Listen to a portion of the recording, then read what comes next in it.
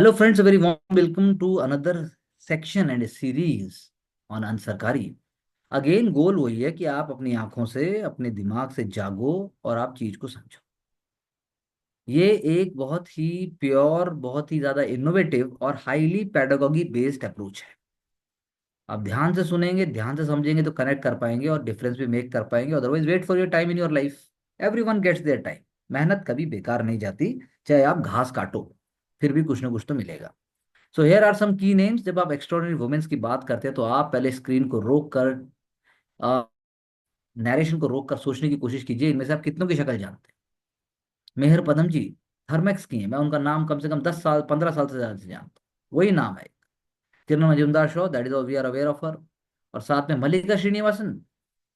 Mallika Srinivasan is an amazing lady, जिन्होंने tractor को सिर्फ भारत ही नहीं पूरे वर्ल्ड में घुमा के रख दिया। उन्होंने तो रिवोल्यूशन ला के रख दिया है। और Deepak Pareek sir, amazing, again a new role model. Isha Ambani definitely, Reliance industries, Reliance retail ventures, Reliance smart जिसको हम कहते हैं। Alina Alam, founder Mitti cafe, winner social impact category with team member. And then finally we have Kiran Rao, Paani foundation, sustainability category. तो आपको जिंदगी में बदलना है तो कुछ तो करना पड़ेगा। वही बात देखिए, लिखा भी हुआ है, it's no longer survival of the fittest but survival of the kindest. Kindest empathy चाहिए। रोटी सबके पास मर पड़ के आ ही जाएगी, सरकार भी राशन दे रही है, भूखा कोई नहीं मर रहा। अगर आप ड्रग्स लोगे, अगर आप अ, महंगी गाड़ियां जबरदस्ती सड़क पे दौड़ाओगे, एक्सप्रेस वे इसके लिए नहीं बने। गडकरी साहब हर दूसरे दिन कहते हैं कि इस रोड पे ही सबसे ज्यादा एक्सीडेंट हो रहे हैं। भाई मान जाओ, माने जब तो 200 में चलते हो, उड़ाते हो फिर। तो question is win in the mind, no matter who you are, you just have to go for it. तो ये हंसी अंबानी साहब की नकली नहीं है। और Mallika, as I am telling you, Mallika सही में मलिका है। उन्होंने तो अमेजिंग अपने फादर की लेगेसी को आगे बढ़ाकर अमेजिंग कर दिया। उनके हस्बैंड वेणु श्रीनिवासन, वो टीवीएस कंपनी के chairman. I think that is phenomenal, goosebumps आने चाहिए। मल्टीटास्किंग कह रहे हैं Venu Srinivasan, multitasking in a way I have seen very people do it. कुछ तो है। I would love to read more about her. और मिलने की कोशिश तो जिंदगी में अगर मौका मिला तो जरूर मिलेंगे। Lakshmi Venu, vice chairman and TAFE and MD Sundaram Clayton. वो भी my mother has shown a non engineer can be successful. देखो कितनी बड़ी बात कही है। Non engineer can successfully scale an industrial business. हो गया आपका, तो खत्म आपके लिए, हो गया। आप रात भर नींद नहीं आनी चाहिए आपको।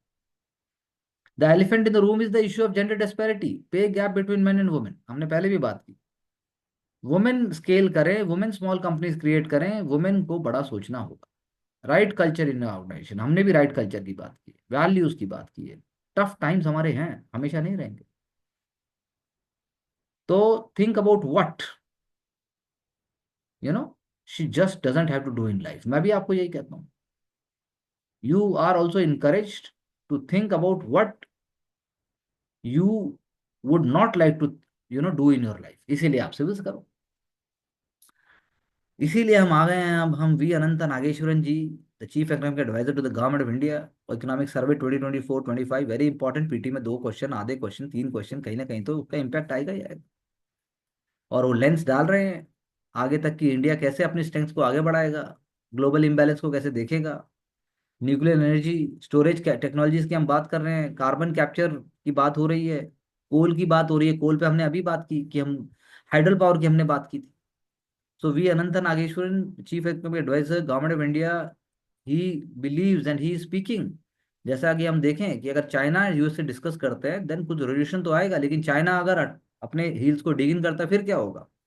तो पॉइंट वही है, चाइना अगर हार्ड पोजीशन लेते हैं तो दोनों के लिए बहुत मुश्किल होगा, यूएस और चाइना के लिए बैकआउट करना, और उसके कॉन्सिक्वेंसेज होंगे। और बहुत ही चैलेंजिंग सिनेरियो बनेगा। टैरिफ अगर इंडिया के हाई भी नहीं है तो फिर भी इंडिया जो है बेटर या वर्स कंडीशन की जगह India is able to manage and India is ready to move on further. और उसके बाद जो है अनसर्टेनिटी इन टैरिफ्स में है, उसकी वजह से नेगेटिव ग्रोथ या फिर आप कह सकते हैं नेगेटिव ग्लोबल ट्रेड, कुछ ऐसा अगर होता भी तो उसमें बात वही है। एक तो हमारा सबसे पहली बात, सिर्फ यूएस को एक्सपोर्ट मत देखिए, आप पूरे वर्ल्ड को एक्सपोर्ट्स देखिए। सेकंड पार्ट इज दैट बाकी कंट्रीज का क्या इंपैक्ट हो रहा है, उसके कॉन्सिक्वेंटली हमें इंपैक्ट होंगे। थर्ड, टैरिफ स्ट्रक्चर जो है यूनिक नहीं है और वो यूनिफॉर्म नहीं है। उसके साथ आप बोल सकते हो कि फाइनेंशियल मार्केट्स जो है उन पे डायरेक्ट इंपैक्ट हो रहा है, स्पिल ओवर हो रहा है। तो everybody is in the same boat, but the one who is having a strong micro economic fundamentals, they are going to less suffer. अगर हम डोमेस्टिक उसकी बात करें तो सही बात है, क्रूड ऑयल प्राइसेस थोड़े से गिरे हैं तो हमें फायदा हुआ है, 2014 के बाद से बहुत फायदा हुआ है। Private sector, large domestic economy self sustaining है, हमने पहले भी बात की है। सो इसका मतलब ये है कि ओनस है प्राइवेट सेक्टर के ऊपर, स्पेंडिंग करनी पड़ेगी, कंजम्पशन स्पेंडिंग हमें हाउस होल्ड की बूस्ट करनी पड़ेगी। और इंटरेस्ट रेट कट, अभी हमने 2 दिन पहले ही बात की, रेपो रेट कम हुआ है, उसके बाद आपके सारे रेट्स कम होंगे। So the question is that in this direction you can say कि इन्फ्लेशन कैसे बिहेव करेगा। तो इन्फ्लेशन में भी हमने देखा है कि भाई अभी तो obviously it's on the positive side, एक लूप होता है लेकिन ये, और उसको देखना है। साथ में अगर आप बात करें डोमेस्टिक कंजम्पशन क्या उठी है, प्राइवेट सेक्टर क्या, प्राइवेट सेक्टर इन्वेस्टमेंट्स के लिए बिल्कुल बैंग ऑन जा रहा है, तो परचेजिंग पावर बढ़ रही है, वेजेस दिख रहे हैं, सरकार भी अपनी तरफ से कर रही है। स्पेशल हम डिफिकल्ट टाइम से निकल के भी आए हैं, अगर हम पेंडेमिक के समय से बात करें तो हमारी जो ट्रेजेक्ट्री है ग्रोथ की, वो प्रिडिक्टेबल तरीके से चली है in spite of all the all the distractions. लेकिन वेजेस अगर स्टेगनेटेड हैं, कंजम्पशन उतनी है, मिडिल क्लास कंजम्पशन भी मेंटेन्ड ही है, डेट के ऊपर ज़्यादा, अभी हमने बात ही की थी कि ईएमआई जो है वो क्रेडिट कार्ड और ईएमआई से ज़्यादा स्पेंडिंग है, तो होगा क्या, बिहेवियरल चेंज तो आ ही रहा है।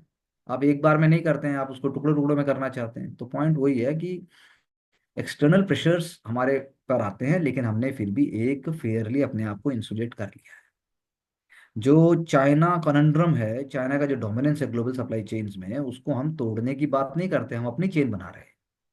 हमारे यहाँ चाइना से भी इंपोर्ट आने की बात हो रही है, हमारा बैलेंस जो उन पे डिपेंडेंस का बना हुआ है, उस बैलेंस को हम थोड़ा हटाने की कोशिश करते हैं, और हम एक तरीके से नए सिस्टम को भी बनाने की कोशिश कर रहे हैं। एमजी नरेगा रूरल डिस्ट्रेस का सिर्फ साइन नहीं है, लेकिन अगर उसकी डिमांड भी कम आ जाती है तब वो जरूर डिस्ट्रेस है। तो हम व्हीकल्स की बात करते हैं, हम फिर बात कर रहे हैं कि इस बार तो एल नीनो की वजह वेदर मानसून के नॉर्मल से ज़्यादा होने की आशंका है, और ऊपर से फिर हम कृषि के अंदर हमने इतनी स्कीम्स की बात की है।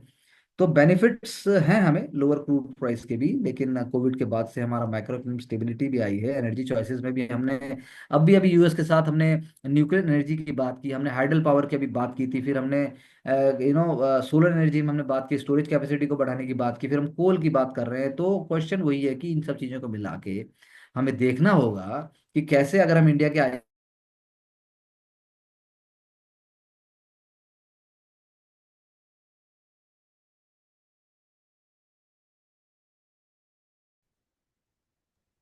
सर वॉइस नहीं आ रही सर आपकी। क्या हुआ, अब आ गई sir.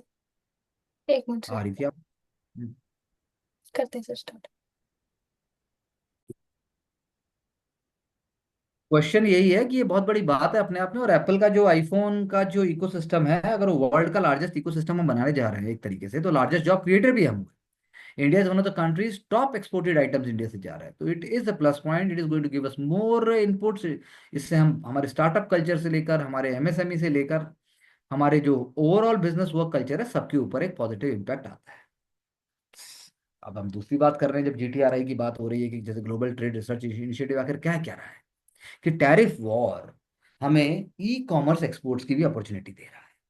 Simple, all imports from China and Hong Kong valued before US dollar 800 will attract applicable duties across couriers and other channels except postal mail। Duties China की 125% आ गई है, तो ई कॉमर्स एक्सपोर्ट में भी इंडिया का एक बहुत बड़ा रोल हो सकता है, because 1 lakh e commerce sellers हैं, 5 बिलियन करंट एक्सपोर्ट है, इंडिया चाइना की जगह ले सकता है। कस्टमाइज स्मॉल पैच जैसे हैंडीक्राफ्ट्स हैं, फैशन है, होम गुड्स हैं। लेकिन क्या इंडियन बैंक्स इतने हाई वॉल्यूम और low value e commerce export को हैंडल करने के लिए तैयार है? क्या चर्निंग को हम देख पाएंगे?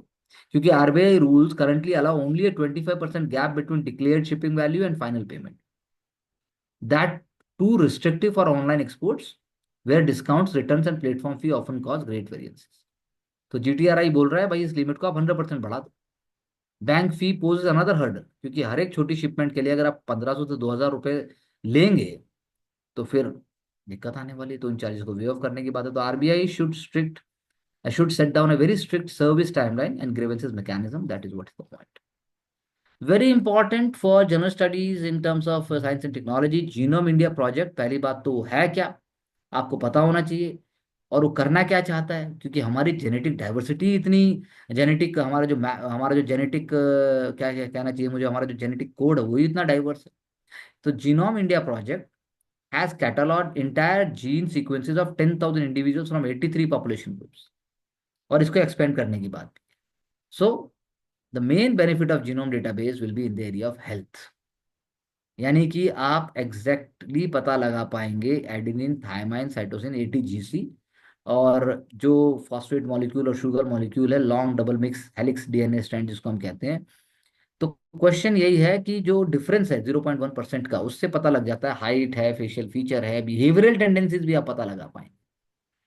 तो क्वेश्चन वही है कि क्लोजली या फिर आइसोलेटेड पॉपुलेशन ग्रुप्स, उनमें वेरिएशंस क्यों हैं, और ये डेटाबेस से हमें और हेल्प मिलेगी कि हम जो है प्रिडिक्ट कर पाएंगे, पर्सनलाइज मेडिसिन हम दे पाएंगे, हम साथ में बीमारियों को देख पाएंगे, हम ट्रीटमेंट को देख पाएंगे, टेलर मेड सॉल्यूशन हम बना पाएंगे।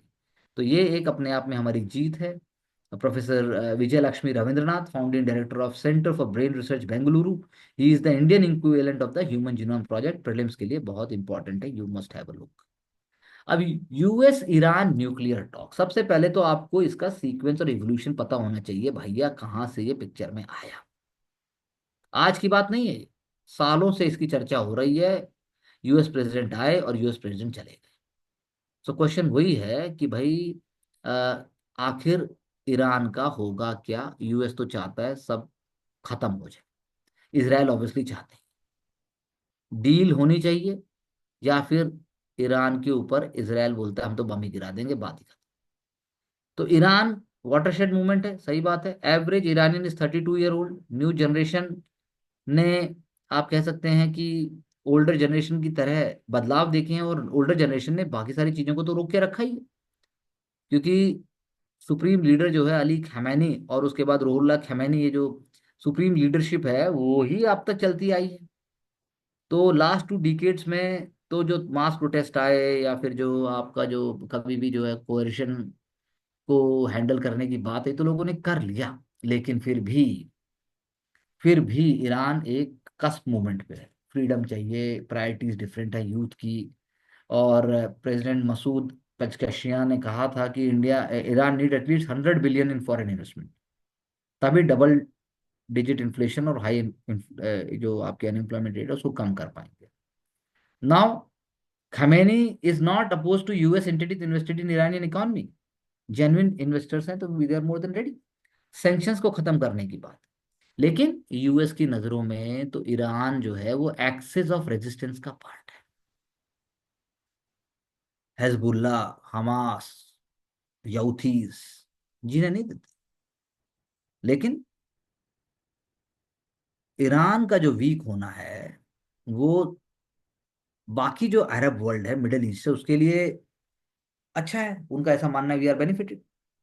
तो रियाद ने 2015 में न्यूक्लियर डील को बहुत रोकने की कोशिश की। अब वो नेगोशिएटेड सेटलमेंट और ग्रेटर इकोनॉमिक इंटीग्रेशन की बात कर रहे हैं।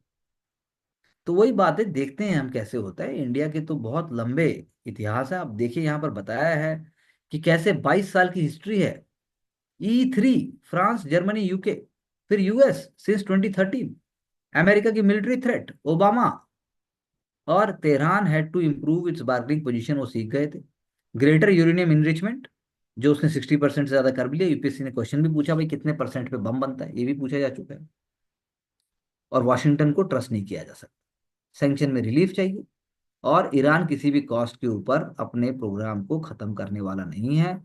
तेहरान का जो और वाशिंगटन का जो इमीडिएट ऑब्जेक्टिव है कि भाई ईरान न्यूक्लियर डिसअर्मामेंट और इकोनॉमिक एंगेजमेंट की तरफ आ जाए, तो उसने कहा है कि nuclear weapons are theologically prohibited. हमें तो न्यूक्लियर एनरिचमेंट हमें चाहिए ही नहीं। और अगर न्यूक्लियर एनरिचमेंट हमें करना पड़ता है तो वो हमें अमेरिकन एग्रेशन की वजह से करना पड़ेगा। हमें तो न्यूक्लियर पावर, मतलब न्यूक्लियर, हमें तो एनर्जी चाहिए। तो these are the things. Trump साहब की जो मैक्सिमलिस्ट अप्रोच है कि बम गिरा देंगे सब खत्म कर देंगे, वो चलने वाली नहीं है। और इसराइल अगर एंटी ईरानियन मिलिट्री कैंपेन चलाता है, वो निगोशिएशंस फेल हो जाएंगे। अगर कोई मिलिट्री एक्शन होता है तो उसका रिजल्ट आना भी बहुत मुश्किल है। तो इसीलिए अगर अरब स्टेट सपोर्ट करते हैं और नितिनयाहू यूएस ईरान निगोशिएशंस में अपना भला देख लेते हैं, तो देखते हैं कैसे बढ़ता है, कैसे चीज़ें होती हैं। और US vice president JD Vance ने तो कहा ही है कि war with Iran is not in America's interest, unless military is provoked we are not going to do war, ऐसा तो ईरान का भी कहना है। तो इसका मतलब वही है कि इजराइल वॉर जो गाजा सीरिया और लेबनान में है, तो वो एक्सिस का पार्ट है। और ऊपर से आप टर्की को सोचिए, फिर उसके बाद इंडिया ईरान रिलेशनशिप, बहुत सारे फैक्टर्स इसमें आ जाते हैं। तो we have to be more powerful, तब हम वहां कुछ बोल पाएंगे। Now biomass mission is the seventh in the ESA Earth Explorer programme. ये ईएसए क्या है? European Space Agency. पूरे वर्ल्ड के फॉरेस्ट को ट्रैक करके बायोमास मिशन पहले भी किया गया है। These missions providing essential information about Earth interior, cryosphere यानी उसका frozen region, hydrosphere, atmosphere, ionosphere और लैंड सरफेस। बहुत इंपॉर्टेंट है प्रीलिम्स के लिए। Gravity field steady state ocean circulation explorer, GOC mission 2009 में गया था, 13 तक काम किया था। Ocean circulation, physics of earth interior, ताकि हम वेदर पैटर्न और सब चीजें समझ पाए। मोस्ट रिसेंट जो है अर्थ क्लाउड एरोसोल और रेडिएशन एक्सप्लोरर मिशन 2024 में गया था, वो अभी भी कंट्रीब्यूट कर रहा है 2024 से अब तक। और वो अर्थ के रेडिएटिव बैलेंस यानी क्लाइमेट में उसका रोल क्या है उसको देखा। यानी मेंस के लिए आपको देखना होगा कि क्या किया, कैसे 2023 में अर्थ ने about 3.7 million hectare, 3.7 million hectare tropical forest खो दिए। यानी हर मिनट जो है वो आप देख लीजिए कि 10 फुटबॉल फील्ड्स के जितना हर मिनट हमने लैंड को, फॉरेस्ट को हमने खोया। 6% of the estimated CO2 emission in 2023। तो हमारे ट्रॉपिकल फॉरेस्ट की हेल्थ कोई अच्छी नहीं है। कार्बन उसमें स्टोर होती है, हम कैसे करेंगे? टॉप ऑफ द कैनोपी जहाँ के ऊपर से पता लगती है। फॉरेस्ट मॉनिटरिंग ही सिर्फ एक गोल नहीं है, बायोमास मिशन का ये भी गोल है कि movement of ice sheet in Antarctica, और वो जेनेटिक मॉडल जनरेट करेगा डेंस वेजिटेशन के आगे आगे होने वाला क्या है। तो वही है कि लाइफ जो अर्थ के ऊपर है, चाहे वो छोटा सा माइक्रोब है, चाहे फिर वो पानी के अंदर फाइटोप्लैंक्टन है, जैसे चाहे फिर वो जिजैंटिक कैलिफोर्निया रेडवुड है, वो कार्बन बेस्ड है। कार्बन ही है वो एलिमेंट जिससे लाइफ धरती पर पॉसिबल है। इसीलिए अर्थ पर कार्बन का एक लिमिटेड पोर्शन होना बहुत जरूरी है। ये कार्बन एटमॉस्फेयर के अंदर, लिविंग ऑर्गेनिजम्स के अंदर, हमारे अंदर भी कार्बन है। अर्थ क्रस्ट है, सॉयल है, ओशियन में, तो इसीलिए इसको कार्बन साइकिल कहा जाता है। और फॉरेस्ट में massive amount of carbon store होती है, यानी 16 billion metric ton of carbon dioxide per year. 861 giga ton vegetable और सॉयल में है, वेजिटेशन और सॉयल में है।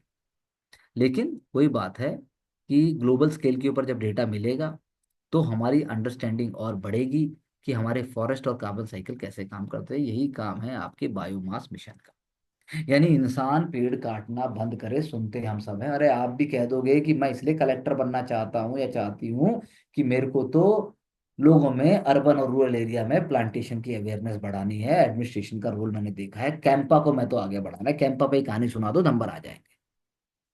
पैशन चाहिए, क्योंकि क्या है, कल्टीवेशन ऑफ ह्यूमन माइंड, ये जो यहाँ पर है, cultivation of mind should be the ultimate aim of human excellence. हम तो वही कर रहे हैं, हम तो वही बता रहे हैं और वही समझाने की कोशिश कर रहे हैं। पर वही बात है, कल्टीवेशन ऑफ माइंड के हजार्ड हैं, आपको समझ में सीधा आना बहुत मुश्किल है। That is why our courses are very very complex and they are integrated in approach.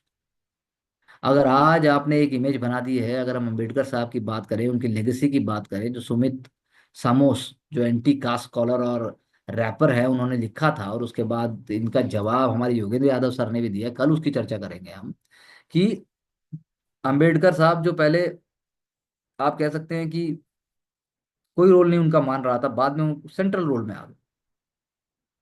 और का ऑर्थोडॉक्स कास्ट हिंदूज कांग्रेस के थे और लेफ्ट के भी थे, वो लीडर्स उन्हें कुछ मानते ही नहीं थे, ऐसा इनका कहना है। तो आइकनाइजेशन बाबा साहब का किसने किया? दलित ने किया। रेलेंटलेस हॉस्टिलिटी किसने फेस की? दलित दलित ने फेस की। पब्लिक डिस्कोर्स जो है वो डोमिनेंट फ्रेमवर्क का बन के रह गया, कि उनकी लेगेसी को टूल बना दिया गया है इलेक्टोरल पॉलिटिक्स का। जब बाबा साहब की लेगेसी को हमने टूल, क्या लेगेसी, इस पे तो बात कर लो भाई।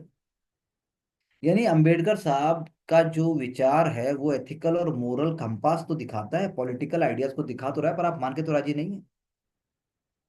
रिलीजियस मेजोरिटोरियनिज्म को उन्होंने कभी भी प्रमोट करके, अपर कास्ट डोमिनेंस को कभी भी प्रमोट करके डेमोक्रेसी या रिपब्लिक आइडियाज की बात नहीं की। वो बहुत ज्यादा रेडिकल थे अपनी अप्रोच में। वो चाहते थे कि डेमोक्रेसी की रियल फंक्शनिंग तभी पॉसिबल है जब आप उसको एक्चुअल ग्रास रूट लेवल के ऊपर प्रमोट करें। Gandhi ji moral introspection, Nehru ji industrial progress, Sardar Vallabh भाई Patel goodwill of majority, Ambedkar ने बोला हमें सेफ गार्ड और इंस्टीट्यूशनल फ्रेमवर्क चाहिए। नैरेटिव्स उन्होंने दलित बहुजन का, जो एंशियंट इंडिया की जो हिस्ट्री और जो अपर क्लास या जो वर्ण सिस्टम का ग्लोरिफिकेशन उसके उन्होंने सामने रख दिया। कास्ट को उन्होंने, एनिहिलेशन ऑफ कास्ट में उन्होंने उसको पूरा समूल उखाड़ने की बात। और उन्होंने ब्रिटिश को भी इस बात के लिए एक्नॉलेज किया कि आपने प्रिंसिपल ऑफ इक्वेलिटी को आपने स्टार्ट किया या आपने उसको प्रमोट किया। उनकी जो इंटेलेक्चुअल करेज और जो पॉलिटिकल करेज थी वो बहुत ज्यादा अपने समय से आगे थी। कांग्रेस, हिंदू महासभा, मुस्लिम लीग, किसी से भी उन्होंने विचारों को अपने दबने नहीं दिया। तो कंटेम्प्रेरी टाइम में अंबेडकर मूवमेंट जो है वो शार्प, स्ट्रेटेजिक और रेलेंटलेस लेबर जो अंबेडकर साहब लेके आए थे वो कहाँ है? वो तो दिख नहीं रहा। उन्होंने साइमन कमीशन के समय से लेकर और उसके बाद जो है राउंड टेबल कॉन्फ्रेंसेस, सब जगह उन्होंने जो है rigorous argumentation, deep awareness of political currents, और उन्होंने सेपरेट इलेक्टोरेट्स मांगे। लेकिन हम फिर बात करेंगे कि उन्होंने देश को बंटवारे के नाम पे नहीं मांगे, उन्होंने सेफ गार्ड के नाम पे मांगे, इक्विटेबल रिप्रेजेंटेशन के नाम पे मांगे। आज के समय में होप, डिग्निटी और करेज है मिलियन लोगों के। वो सैनिटेशन वर्कर, दलित वुमेन, सब उन्हीं के नाम की बात करते हैं, चाहे वो हरियाणा हो, चाहे मिर्चीपुर हो, चाहे फिर तमिलनाडु हो। सो अम्बेडकर सॉन्ग्स, प्रोसेशंस और फेस्टिवल तो बहुत इंपॉर्टेंट है, लेकिन अपनी जो वजूद है, अपनी जो डिग्निटी है, जो फेटर्निटी है, उसको बचाने की जरूरत है। Our greetings and our homage on the birth anniversary of Dr. Bhimrao Ambedkar, a symbol of social justice and equality. Inauguration at Hisar Air Services of Maharaja Agrawal Airport, Yamunanagar में 800 megawatt new unit at Deen Bandhu Choturam Thermal Power Plant, Yamunanagar.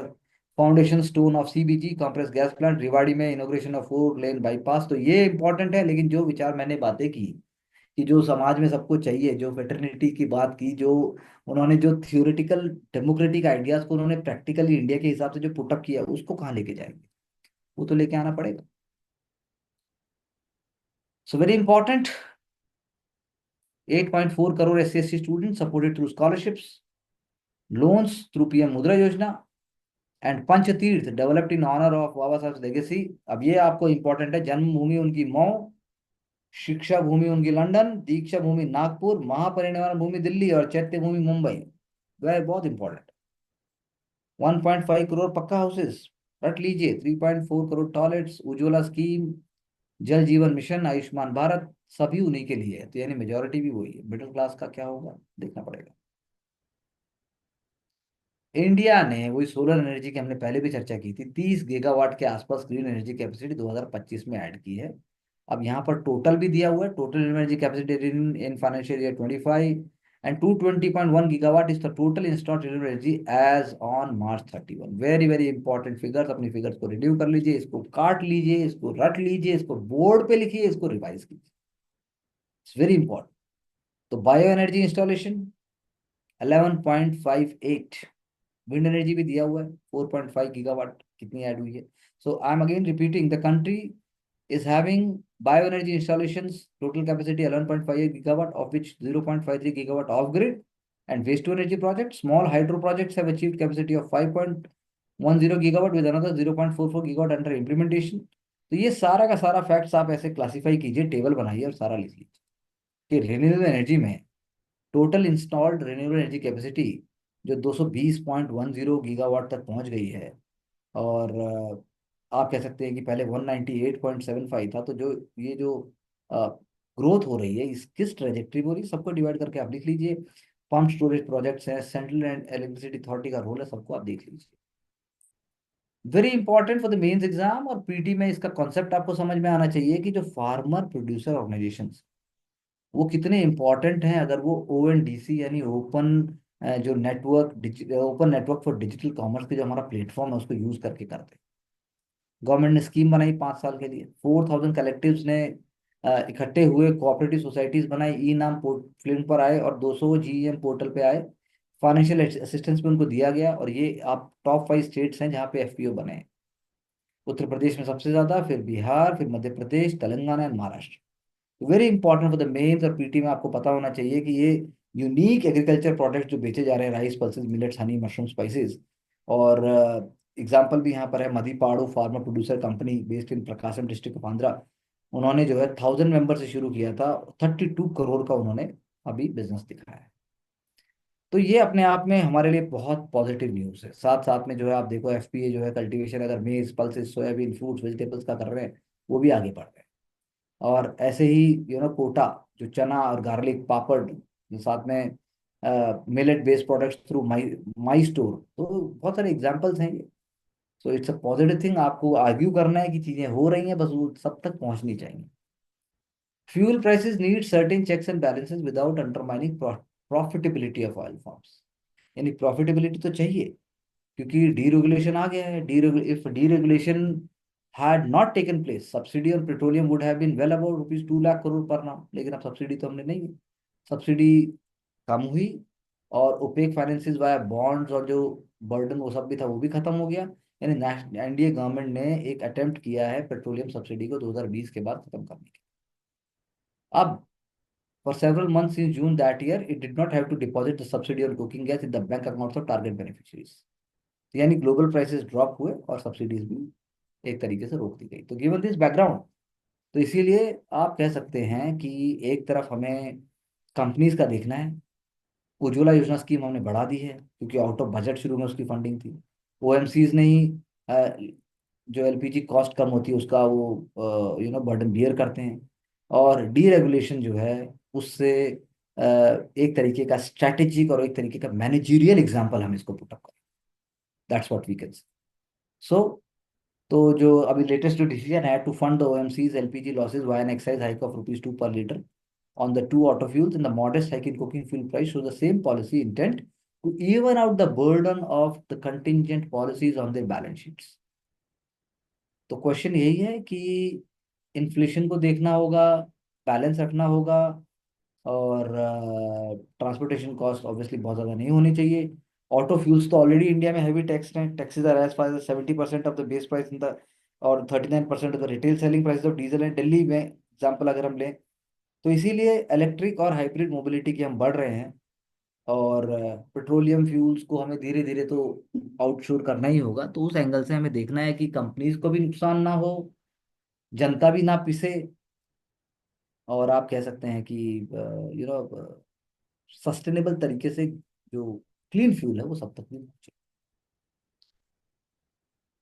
We have discuss this already in very details, ecology versus industry. जो forest land था हैदराबाद में, it is not a forest as such lying with the government, but the students of Hyderabad University, they are not allowing to cut it. That is the debate. It is between development and versus environment.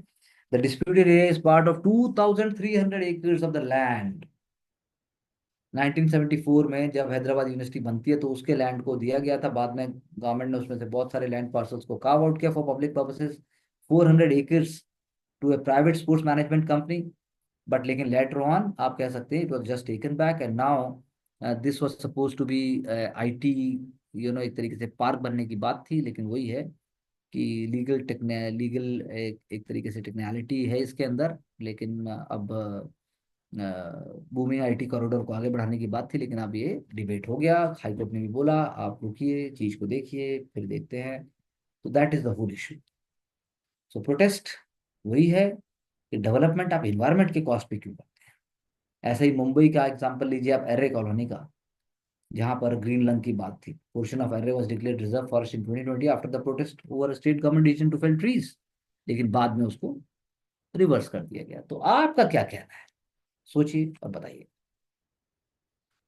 DRDO fires laser based weapon system, नाम आपको पता होना चाहिए। आंध्र प्रदेश की कर्नूल में इसको किया गया। India is among the very few okay directed energy weapon systems which is focusing itself. So China and Russia are known to have developed directed energy weapon systems, तो ये है जो अभी सक्सेसफुल फील्ड डेमोन्स्ट्रेशन किया, land version of the vehicle mounted laser directed weapon, DEW. So this is very, very important. It defeated the fixed wing UAV and swarm drone successfully, causing structural damage and disable the surveillance sensors. This is a very, very proud and very, very, very, very significant, and it makes us humble कि हमें already अपने goals को work करने के लिए आगे बढ़ना चाहिए। Prime minister Narendra Modi ji focus करते हैं सेल्फ रिलायंस के ऊपर, एडिबल ऑयल्स के ऊपर। जम्मू कश्मीर के अंदर जो है सिर्फ ट्यूलिप्स ही नहीं है, वहां पर सरसों के भी बहुत बड़े बड़े खेत हैं जो कि बहुत फेमस हो रहे हैं। और फास्ट ब्लूमिंग जो ये खेत हैं इनको टूरिज्म अट्रैक्शन भी बनाया जाए। Yes, we agree, we definitely agree that the extradition of Tahawwur Rana वो एक बहुत ही इंपॉर्टेंट माइलस्टोन है, बहुत इंपॉर्टेंट माइलस्टोन है। क्योंकि आप कह सकते हैं कि एक सिर्फ एक व्यक्ति का कार्य नहीं है ये। It has been going on since 2611। Indian intelligence teams, they must be appreciated. RAW, IBA, NIA, Home Ministry, 2009 onwards. So the Vapala Balachandran sir is former Special Secretary, Cabinet Secretary. He is saying, he is writing here that during the Asia Pacific Homeland Security Summit in Honolulu, he was giving a keynote address on protecting urban centers against terrorism. He was able to improve upon the point. And then they were discussing about Chabad houses all over the world. Headley, जिसकी बात है ऐसे ही handler, identified major Iqbal, has deployed him on the last 5 reconnaissance missions in India. Chabad was one of the priority targets. It was a front of Mossad, क्योंकि Mossad Israel की intelligence agency का नाम है। तो ये सारी बातें हमें दर्शाती है कि हमने एक बहुत बड़ा माइलस्टोन पाया है और हम इसे कंक्लूसिव रिजल्ट तक ले जाके रहेंगे। डेफिनेटली न्यूक्लियर एनर्जी पे हमने पहले भी चर्चा की, वो एक बहुत इंपॉर्टेंट हमारे जिग्सॉ पजल का पार्ट है। हम अपनी न्यूक्लियर पावर जनरेशन को 100 गीगावाट तक 2047 तक करना चाहते हैं, लेकिन कैसे करेंगे, बात ये है, आपको सिर्फ ये समझना है। और फिर से वही बात है कि nuclear energy as an electricity सबसे पहले 1954 में सोवियत यूनियन में स्टार्ट हुई।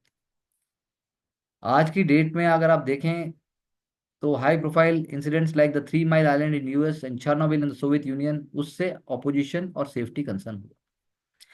Privatization of power sector and shift to market-based electricity trading made nuclear long-term construction timelines and frequent cost overruns financially risky. और रेगुलेटर्स ने गारंटी लेने की बात नहीं, लेकिन फिर भी न्यूक्लियर डिप्लॉयमेंट जो है वो, अगर आप चाइना, इंडिया, साउथ कोरिया इनकी बात करो, जहाँ पे इलेक्ट्रिसिटी डिमांड राइज होती गई वहाँ पे हो ही रहा है। तो रिसेंट लैंडस्केप में आप इंडिया के अंदर तो न्यूक्लियर एनर्जी का बहुत इंपॉर्टेंट रोल, सोलर और विंड क्रूशियल हैं, क्योंकि वो 4 से 5 आवर की बैटरी स्टोरेज कैपेसिटी रखते हैं। लेकिन क्या वो 24/7 रिलायबल हो सकते हैं? वहां पर न्यूक्लियर एनर्जी आता है, सप्लाई कंस्ट्रेंट भी आ जाता है। इसीलिए हमने पहले भी स्मॉल मॉड्यूलर रिएक्टर्स की बात की थी, 1/3 of the size of the traditional ones. Diverse sites पे रख सकते हो, पावर स्पेसिफिक चीजें यूज कर सकते हो, डेटा सेंटर है, इंडस्ट्रियल क्लस्टर्स है, हम GCC की बात करते हैं, हम AI को लाके बात कर रहे हैं। तो हमें तो अलग अलग तरीके से इनोवेटिव होना ही पड़ेगा। जापान, साउथ कोरिया, चाइना ने देखा है कि nuclear plants of even traditional design can now be built with in much shorter time frames of 3 to 5 years। Udaan coulomb हम कितने समय से हमने किया, रशिया के साथ हमारा कितना लंबा रिलेशनशिप रह के हमने उसको क्रिएट किया। सो पॉइंट वही है, न्यूक्लियर एनर्जी करंट में तो वर्ल्ड में भी टोटल एनर्जी का 10% भी नहीं है। 70 gigawatt of the new capacity is under construction, और वो शेयर को बहुत ज्यादा कैसे बढ़ाएगी। तो न्यूक्लियर एनर्जी सिल्वर बुलेट नहीं है, वो एक क्रिटिकल टूल है, वो आपको जस्टिफिकेशन दे सकता है, आप उस पर कंप्लीटली डिपेंड नहीं हो सकते। प्रोलिफरेशन एक बहुत इंपॉर्टेंट पर्सपेक्टिव है। और जैसे अब बात यहाँ पर हो रही है कि भाई बांग्लादेश, टर्की, इजिप्ट, वेपनाइजेशन का भी कंसर्न है और टेक्नोलॉजी का ट्रांसफर होने की तो बात ही है। तो इसीलिए न्यूक्लियर सप्लाई चेन्स बहुत इंपॉर्टेंट हैं, solar panels, electric vehicle, semiconductors, nuclear supply with in.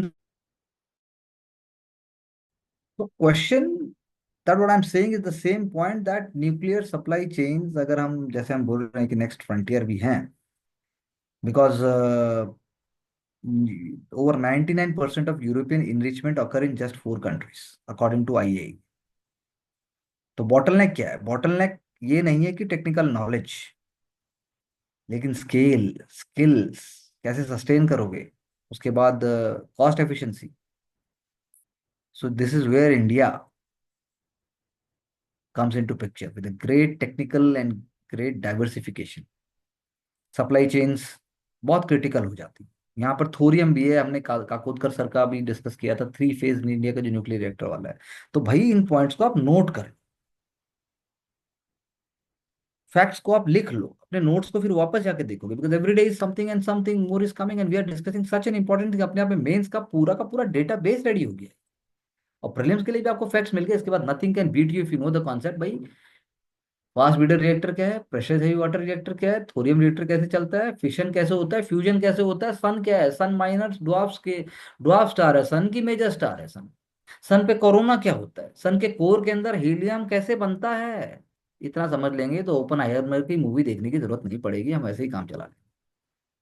So let's do it fast, let's do it smart, let's be punctual, let's be confident, make mistakes, but be honest to accept them and be transparent in your work approach. That is what we do through our courses. So keep watching, keep learning, and let's get success. Thank you very much.